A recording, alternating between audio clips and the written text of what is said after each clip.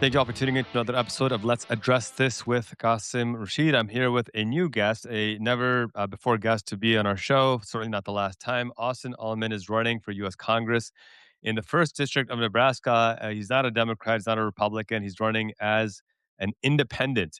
And, if you guys know me, I'm very clear about who I bring on here. A lot of the folks I'm going to be critical of never accept my invites because they know I'm going to ask tough questions and I demand clear answers. And grateful to have Austin with us today. Austin, thanks for being with us, man. Pleasure to be here. I appreciate it. I would love for you to take a few seconds and just kind of share your superhero origin story. Not many people have the courage, I'll say, to run for Congress as an independent, no less. Talk about that a little bit and talk about your campaign. Uh, I'm running as an independent. I am an independent. It's also in Nebraska. We have a fierce history of electing independents, which we've been continuing lately. You can see that in Dan Osborne's campaign, Yep. and we're running in a seat that Osborne won last cycle, but that Democrats regularly lose by 20 plus points. Right. So it's pragmatic in the first place, but also I just am an independent. The Nebraska tradition has always stuck with me. If you want to hear the origin story, this is all laid out in our launch video, which is why this independent campaign has caught such fire. You can see that at our website, takenebraskaback.com. My family had a really rough year this last year.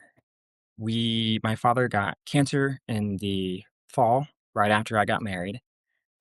My mother's employer collapsed, unbeknownst to us, because of corporate fraud, as it usually goes. And then we lost her in January because the bank took the house. Because that's what happens in this world when the economy goes bad and you're the victim of corporate greed. The rug gets pulled out from underneath you. And she felt that shame that a lot of working class people feel when the powers that be flipped the switch. And we lost her for that reason. And I decided at the time that I was tired of feeling that shame and tired of feeling we're not allowed to speak about it. I looked at the state of the race, which had Mike Flood, the corporate Republican incumbent, from the same town, across town, not a good guy. And then the Democratic nominee, Chris Backmeyer, former State Department official, senior Middle East policy, arms transfers, assistance policy in Israel, Gaza. And I was like, no, we're not doing this again. We're not going to lose with the same people that always lose. We're going to try something different. I My condolences. I've lost both my parents in the last 3 years, and it's never easy. And I'm sure there's an additional pain knowing how preventable it was with something as simple as housing and economic justice. And the lack of economic justice in this country, I think, has been probably the main driver of a lot of the problems that we face. Yes, genocide, slavery are all horrific atrocities. They're driven by the greed of economic injustice and are used to exacerbate and create culture wars and drive people to hate one another. I've always said if you want to solve the problem of racism, one really important way is reparations for the descendants of enslaved people. One excellent way is land back to indigenous communities where every single treaty was broken. And in just reading up on your philosophy on life, I appreciate that you center working people and the human experience. Can you talk a bit about why that's going to resonate well in Nebraska? Well, I don't think people across the country, but especially here, ever get the opportunity to vote for somebody who understands anything about what their life is like. I grew up the son of meatpackers. My hometown was decimated when I was a kid by the closure of the Tyson meats plant here. And not just the Yeah. closure, but the gutting of the plant. They stripped it bare. They poured concrete down the drains. They sold it under covenant to an LLC so it could never, ever be used again as a meatpacking plant. And it absolutely destroyed our community. And for me, I have just seen viscerally throughout my life what corporate greed looks like and the way it destroys families, destroys communities. And I think most people experience that. But the politicians who run to represent them, it's never the case. They're always from the upper class. They've always had life laid out for them perfectly.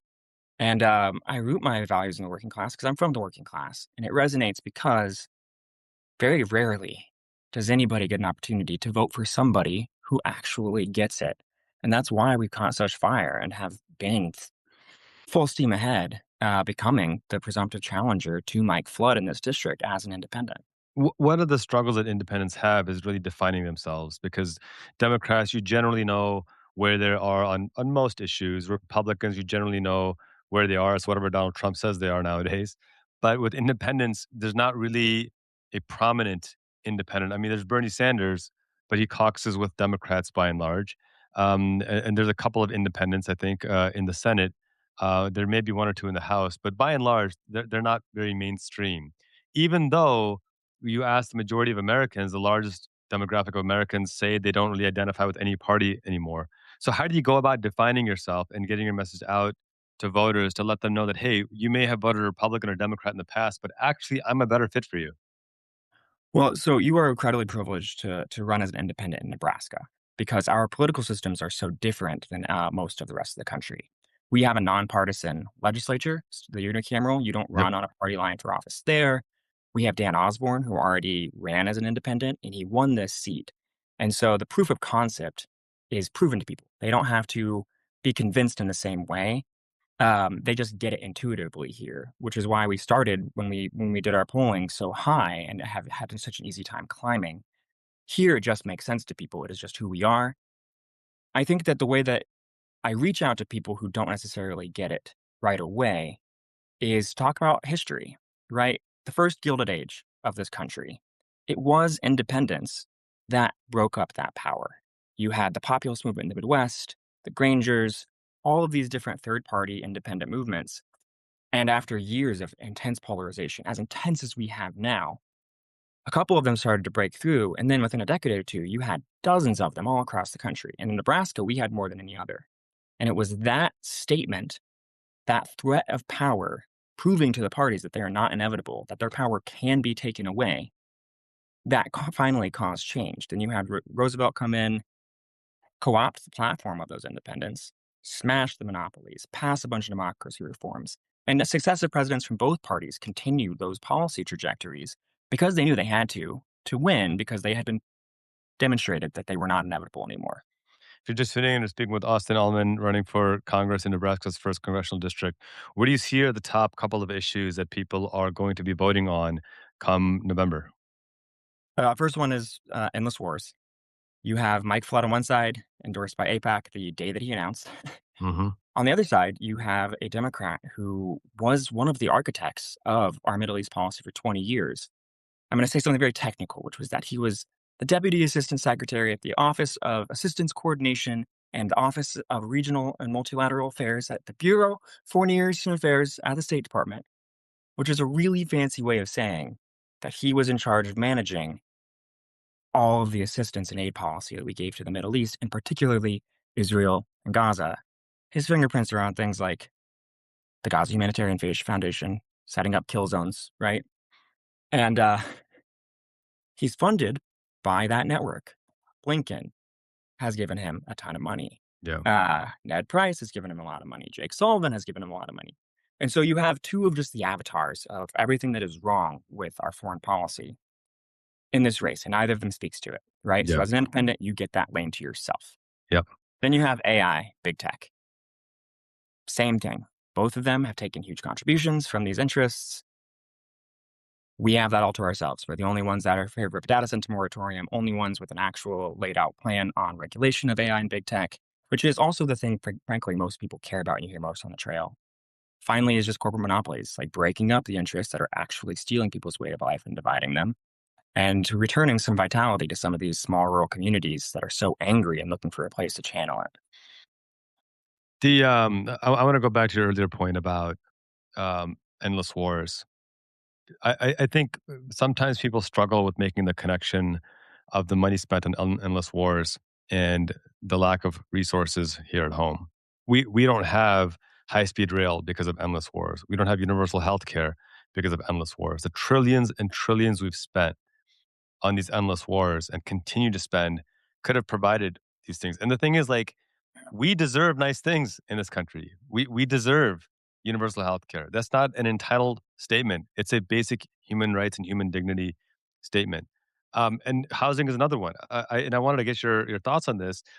in a rare show of bipartisanship, Congress has passed through the House and the Senate a pretty significant piece of housing legislation, the first in 30 years, and Donald Trump is refusing to sign it. Wanted to get your thoughts on that and what kind of pressure we need to apply to get this passed. Uh, what is incredibly ironic about that bill that you bring up, the reason it took so long and why it's now being held hostage is specifically because of Mike Flood, the Republican incumbent. Wow. He is the subcommittee chair for housing and insurance on financial services.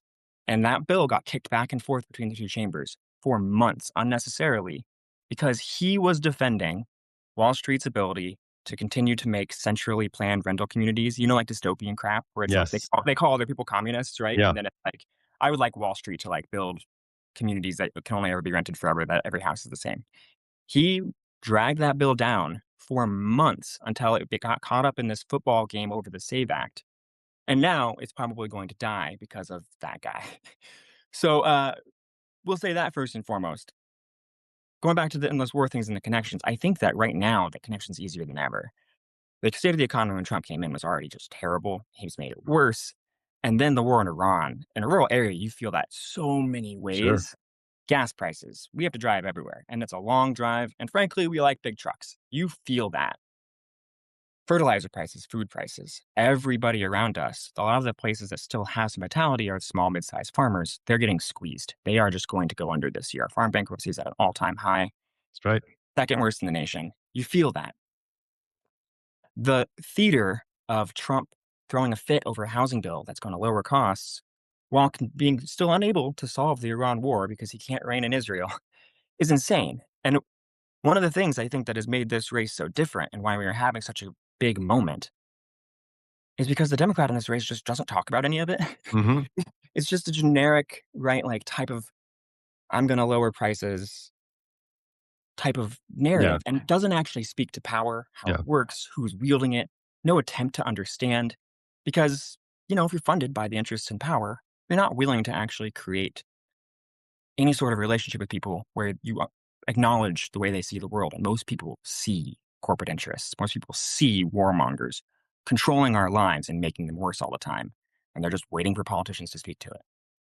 And this is an example, I think, of where the Republican and the Democrat both give the illusion of choice, whereas both are either funded directly by AIPAC or by AIPAC's proxies in Blinken and Sullivan and these guys who work closely with AIPAC policymakers to enact this genocide that's still ongoing to this day.